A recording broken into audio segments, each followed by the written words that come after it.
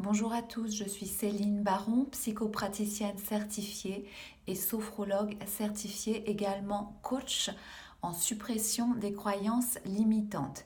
Et pour cette vidéo, je vous accueille aujourd'hui à Düsseldorf. Alors, aujourd'hui, je voudrais vous parler d'un sujet qui revient souvent au cabinet, que ce soit en sophrologie ou en psychopratique. Il s'agit du sujet du temps qui passe, qui file, de ce temps qu'on a du mal à maîtriser parfois.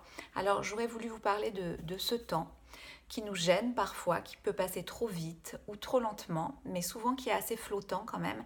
Et j'aimerais vous en parler sous un angle un peu plus psychologique et spirituel. Alors, tout d'abord, on peut évoquer le temps concret. Qu'est-ce que le temps concret? Le temps concret, c'est par exemple les 7 heures que j'ai mises à venir depuis Paris, de Paris à Düsseldorf, par la route. Je suis partie à 7 heures du matin, je suis arrivée à 14 heures. Il s'est écoulé 7 heures. Et voilà, c'est un temps très concret, c'est ce qu'on nomme le temps concret, qui est facile à définir sur une frise chronologique, par exemple. Voilà. Ensuite, il y a le temps flottant. Alors, le temps flottant, c'est un moment comme ça où les choses vont tellement nous plaire ou tellement nous déplaire que finalement on va avoir du mal à estimer le temps qui passe. Quand on est passionné, quand on fait quelque chose qui nous passionne, qui nous plaît vraiment et qu'on est totalement dedans, le temps flotte et passe très très vite. Par contre, si on vit une épreuve, par exemple, je pense à un deuil ou à une période assez difficile, eh bien, le temps va passer très lentement. Donc, ça sera encore un temps différent. Voilà. Et puis ensuite, il y a encore un autre type de temps, c'est le temps des souvenirs, le temps de la mémoire. Et alors, quand c'est une mémoire assez proche encore, on se rappelle bien des détails et des émotions qui vont entourer un événement. Mais quand l'événement est loin, ce n'est plus le cas. On peut très bien fantasmer l'événement ainsi que le temps. Et c'est pour ça qu'il y a pas mal de gens aussi qui disent c'était mieux avant, qui ont la nostalgie par exemple de leur passé ou de leur jeunesse. Et puis ensuite, il y a ce qu'on va appeler une remémoration sans souvenir. Et c'est ça qui m'intéresse aujourd'hui. La remémoration sans souvenir, ce sont des mémoires qui nous restent. Des mémoires qui nous restent. Alors, je ne suis pas en train de vous parler de vie antérieure ou de choses comme ça. Loin de moi cette idée. Je vous parle simplement de souvenirs, parfois des souvenirs d'enfance ou des souvenirs même plus proches, mais qu'on a pu refouler, mais qui ont laissé leur trace en nous. Et cette trace se nomme la mémoire. Par exemple, lorsqu'on vit un échec, lorsqu'on fait quelque chose et que dans un domaine, on vit ce que l'on ressent, il n'y a pas d'échec, mais si on vit ce que nous, on ressent comme un échec, ben on peut avoir peur d'aller de l'avant ou on peut développer des fausses croyances, des croyances erronées à notre sujet. Par exemple, je ne sais pas si je ne suis pas douée dans une certaine matière à l'école, je peux très bien faire un blocage et plus tard rejeter même inconsciemment, consciemment ou inconsciemment, cette matière. Je ne sais pas si c'est on déteste parler anglais ou allemand. Par exemple, je suis ici à Düsseldorf. Bon, j'imagine que j'ai pris des cours d'allemand quand j'étais petite. Ça m'a déplu et j'ai gardé ce blocage. Et là, je me sentirais pas très très bien d'être ici en Allemagne aujourd'hui, d'entendre parler allemand. Peut-être que ça pourrait évoquer en moi des souvenirs, des remémorations sans souvenir justement, des mémoires, de simples mémoires. Alors ce que je voulais vous dire également sur ces mémoires et sur le temps, donc le temps flottant notamment, c'est principalement vrai pour la sophrologie, la psychopratique et pour les thérapies en général. En général, le temps, le moment de la thérapie ne commence pas au moment où vous venez sonner à la porte du thérapeute, mais le temps de la thérapie débute bien avant, à partir du moment où vous avez pensé que ce serait bon pour vous de suivre une thérapie, d'aller voir un sophrologue ou un psychopraticien ou un psychologue ou n'importe quel thérapeute en fait. Donc à partir du moment où vous avez l'idée d'aller voir un thérapeute et où vous prenez votre téléphone pour prendre rendez-vous, il se passe déjà quelque chose en fait. La thérapie commence à ce moment-là, même si vous n'êtes pas encore venu au cabinet, même si vous n'avez pas encore fait cette anamnèse, l'anamnèse avec le thérapeute, vous êtes déjà quelque part engagé dans une thérapie. Donc là, c'est un temps vraiment qui est flottant. Ensuite, on va avoir dans la thérapie des moments où ça va être passionnant, par exemple comme en coaching, et ça va passer très très vite.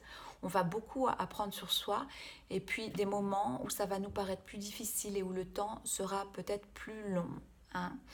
Et c'est aussi le temps, ce temps-là, le temps de la thérapie, il est aussi là pour se créer des mémoires positives, des mémoires portantes sur lesquelles on va pouvoir s'appuyer. Donc je distingue bien les mémoires limitantes qui nous empêchent de faire des choses et de nous accomplir, des mémoires portantes qui justement vont nous permettre d'avancer sur le chemin qu'on s'est fixé et d'avancer sereinement vers nos objectifs.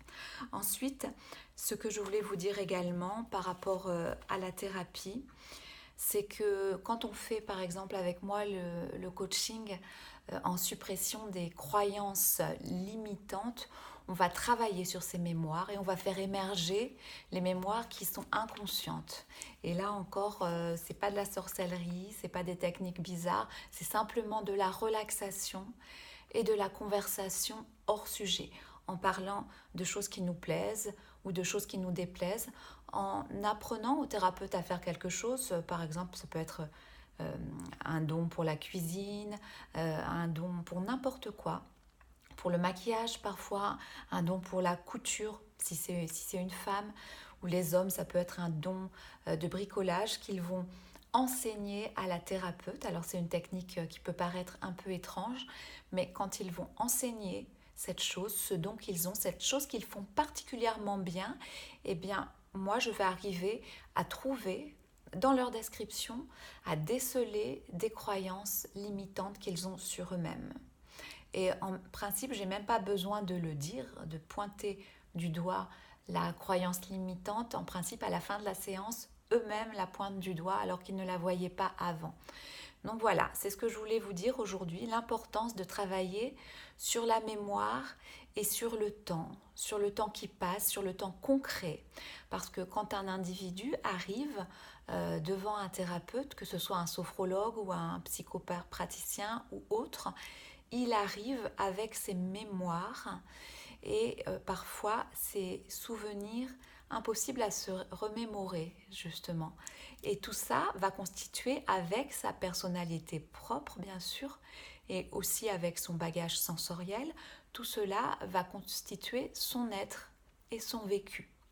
Donc c'est important dans la thérapie parfois de laisser le temps au temps afin que de nouvelles croyances portantes puissent éventuellement se former, de laisser aussi le temps au temps afin qu'on puisse ensemble définir, puis apaiser, puis éliminer les éventuelles croyances erronées et limitantes que vous pouvez avoir sur vous-même. Voilà, donc pour résumer, on a différentes croyances en nous et certaines portent bien entendu sur le temps fluctuant, le temps flottant, le temps concret, les souvenirs qui s'amplifient avec le temps parce que l'émotion d'un souvenir passé ne reste pas forcément intacte et notre esprit va la modifier. Et si on a confiance en soi et qu'on est très positif, il va modifier ce qu'il reste de cet événement, la mémoire, donc plutôt d'une façon positive et agréable à entendre ou à imaginer de nouveau. Et si on a peu confiance en soi, si on a un problème d'estime de soi peut-être, ou qu'on est quelqu'un de négatif par nature, eh bien alors là, on va peut-être avoir un regard un peu plus mitigé sur son passé. Et donc je pense qu'il est pour cela important aussi de traiter nos croyances limitantes et les croyances erronées que nous pouvons avoir tout à chacun sur nous-mêmes. Voilà, donc c'est tout ce que je voulais vous dire aujourd'hui. Je voulais vous parler de ces croyances limitantes et du coaching qui a pour effet justement de les définir, de les apaiser et puis de les éliminer en les remplaçant par des meilleurs. Voilà, je vous remercie. Bonne soirée.